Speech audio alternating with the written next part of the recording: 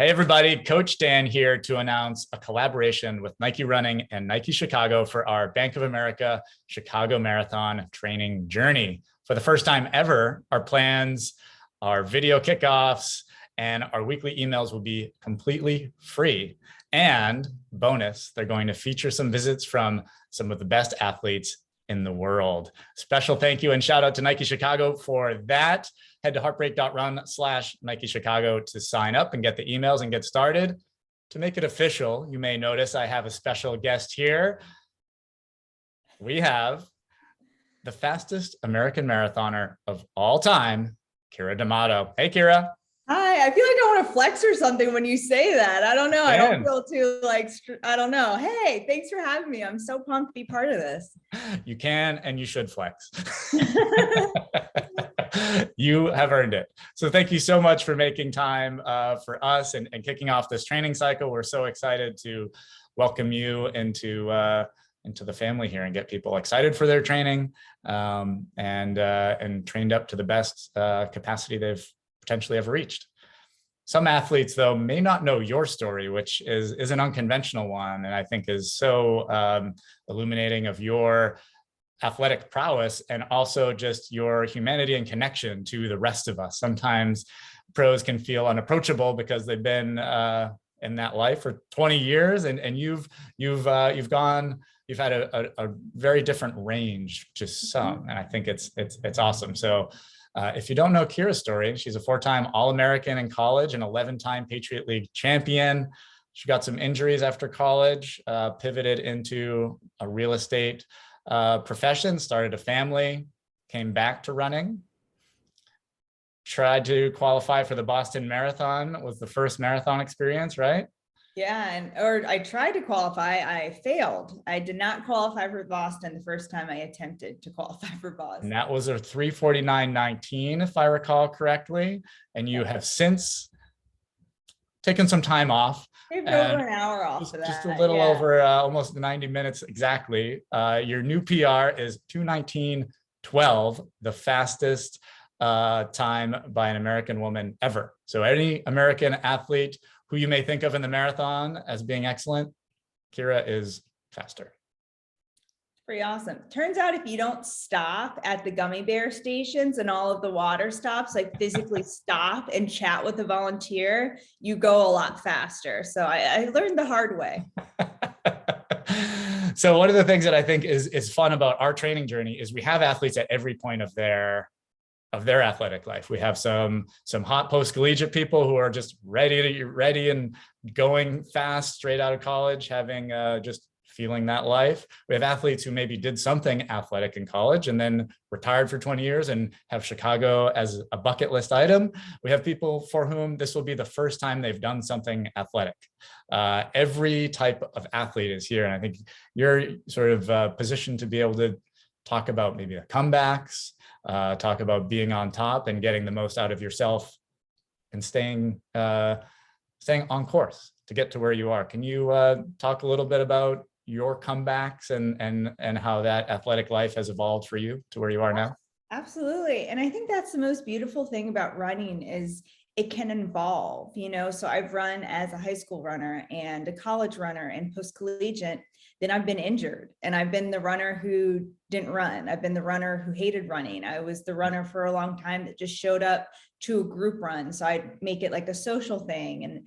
And then eventually I found this beautiful comeback story, which really just started because I needed something for like mental health reasons and physical health reasons. And then I found myself connecting and needing to connect to a community when my husband was deployed. So running has filled so many different voids for me. And it's been very, very different in my life for very different reasons. But I think that's why I'm super excited to be part of this group, is because I've been every level of runner, from the injured runner and the runner who didn't run to the runner who's looking for a comeback and the runner who's training for their very first marathon. And then the runner who's run multiple marathons and trying to perfect on that. So I'm really excited to be here and help, assist with this program. So I'm really rooting for everyone out there. Yeah, I think there's so much to be learned from. I know, but my learnings as an athlete came mostly when I was injured. When things are going well, I feel like you don't you don't learn as much necessarily. You don't have to. It's Yep. when you're Yeah. forced to be in those different places that you start to understand your capacity, how to work with it, and how to grow it. Mhm. Um, one of the challenges that I think people will face is training in the summer. We know that's a major factor, and any fall marathon is the fact that you got to run all summer long through the heat. We're chatting just ahead of 4th of July weekend. Your classic summer kind of life in the way weekend, heat bearing down on us. How do you navigate those challenges when it's just hot as hell? You can hit your pace, but you got to get it done. Well, I think for me, I treat heat as like my version of altitude training. I don't train at a training camp in the mountains, but I do train through the summer. So for me, I take that really seriously. And I know my times may not be reflective, but I'm putting the work in there. So I think for summer, first off, just make it effort-based as opposed to time-based. I think that will make sure that you're putting in that right effort, but not overdoing it or setting yourself up, to fall short of your expectations. So I think that with summer, just loosen the expectations. And I think as far as what you wear out when it's hot is really important. I think sunscreen is super, super important. I always wear some sort of sunglasses or something to block the sun from getting to my eyes. I feel like when I don't have that, I squint a lot and then I get headaches. So light colored clothes, making sure not to wear like any dark long sleeves. That's pretty obvious here, but really light clothes that will pull the water away from your skin, like Cool Max material. And then I think just being really, really up on your hydration. So summer running, when it's super hot, you're going to sweat a lot more. So you need to be, before a run, especially a long run or a workout, electrolytes.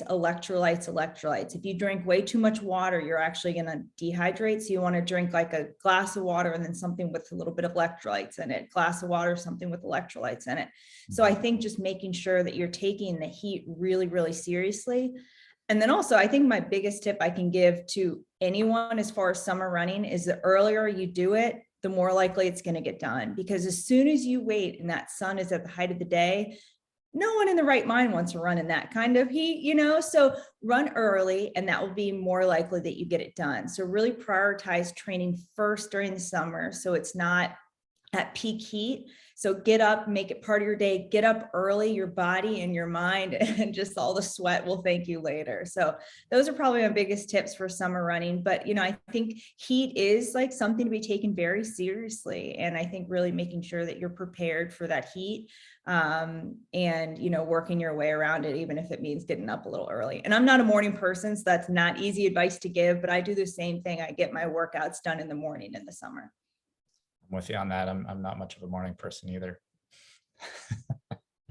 The kids change that for me now. Yeah, absolutely. Yeah. When someone's jumping on you, you become a morning person. But, yeah. What's your, how do you stay confident through those challenged runs where you are sort of accepting less of yourself? Part of what you just explained, and I talked about that too, is just lower your expectations for those runs in many ways. Understand that you're not going to go as fast as you want, but you're still getting it done. The added challenge is making you stronger, yet you're not running as fast as you wanted. And it might be like that for a lot of your long runs. And you're quite far from your goal. It's not near October 9th. Say it's the end of July. How do you manage that sort of mind mess?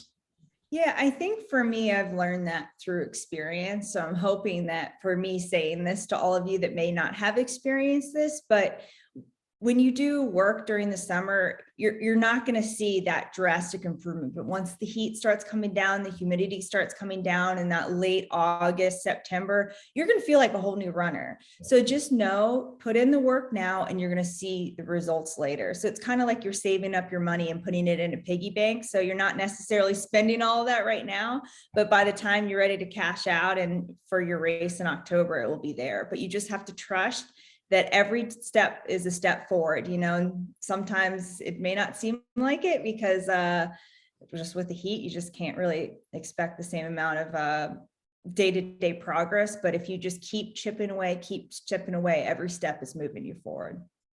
you have a long run mantra that is consistent for you? Do you have any sort of mantra that sticks in your head when you're going through these long runs? Yeah, I think for me, that's evolved over my entire career. So at first, when I was in high school, it was like pain is temporary, pride is forever. And that's what I needed to tell myself to work through those moments, that it's hard right now, but I'll be able to be proud of myself for this moment for the rest of my life, or just the rest of the day or the rest of the training cycle.